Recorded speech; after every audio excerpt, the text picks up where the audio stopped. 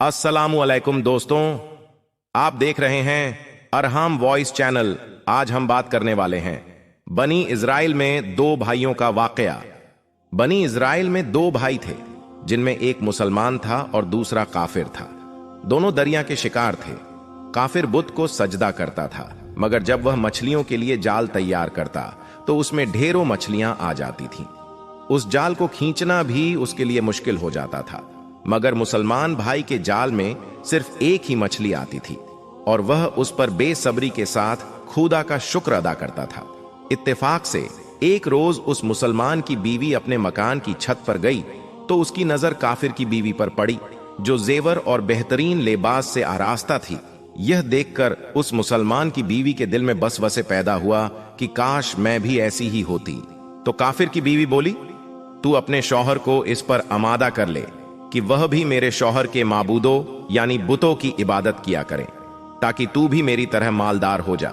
यह सुनकर मुसलमान भाई की बीवी कुछ गमज़दा सी होकर नीचे आई, और जब उसका शौहर घर आया तो उसने बीवी का हाल मोतगैर देखकर दरियाफ्त किया, आखिर क्या बात है जिससे तुम इस कदर गमज़दा मालूम होती है। तो वह कहने लगी, बस मियाँ, या तो तुम मुझे तलाक दे दो या अपने भाई के माबूदों की इबादत शुरू कर दो। यह सुनकर उसके शौहर ने कहा, खुदा की बंदी, तू खुदा से नहीं डरती। ईमान की दौलत मिलने के बाद यह कुफ्र की बात करती है। तो औरत बोली, बस मुझसे अब ज्यादा बातें ना बनाओ, मैं भी दूसरी औरतों की तरह अच्छा लिबास और अच्छे जेवरात पहनना चाहती हूँ। जब उस मर्द मोमिन ने देखा कि यह औरत जिद पर उतर आई है और उसका असरार हद से बढ़ चुका है, तो उसने औरत को तसल्ली दी और कहा, अच्छा, घबराने की जरूरत नहीं, मैं कल से कारीगरों और मजदूरों में जाकर मेहनत करके तुझे रोजाना 2 दिरहम देता रहूंगा, तू उससे अपनी हालत दुरुस्त कर लेना। यह सुनकर औरत को कुछ तस्कीन हासिल हुई और सवेरे ही वह मोमिन मर्द मजदूरी की तलाश में निकल गया, लेकिन किसी ने उससे हाल तक न पूछा। यह देखकर वह मोमिन मर्द दरिया के किनारे पहुंचा और शाम तक अल्लाह की इबादत में मसरूफ रहकर रात को जब घर आया तो बीवी ने दरियाफ्त किया, आज तुम कहां थे?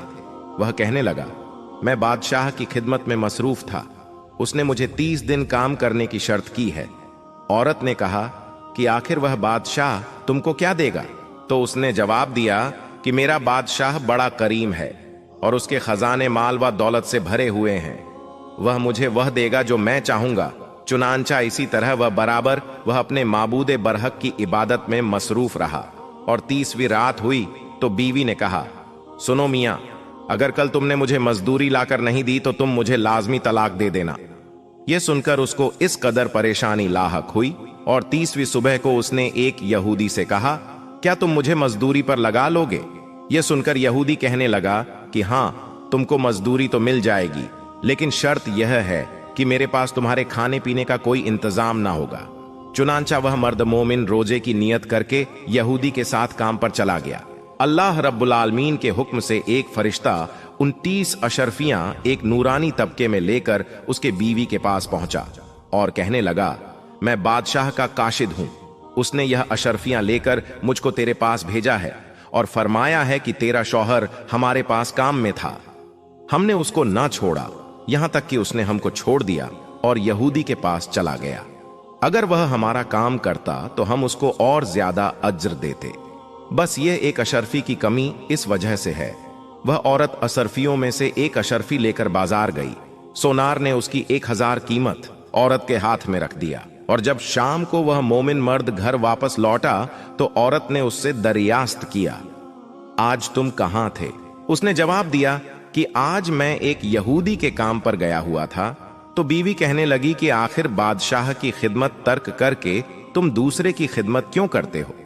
फिर उसको अशरफियों का वाकया सुनाया, जिसको सुनकर वह मोमिन मर्द रोते रोते बेहोश हो गया। और जब उसको होश आया तो बीवी से कहने लगा, अफसोस कि मैं बादशाह दो जहां की खिदमत का हक अपने ऊपर लाजिम ना किया।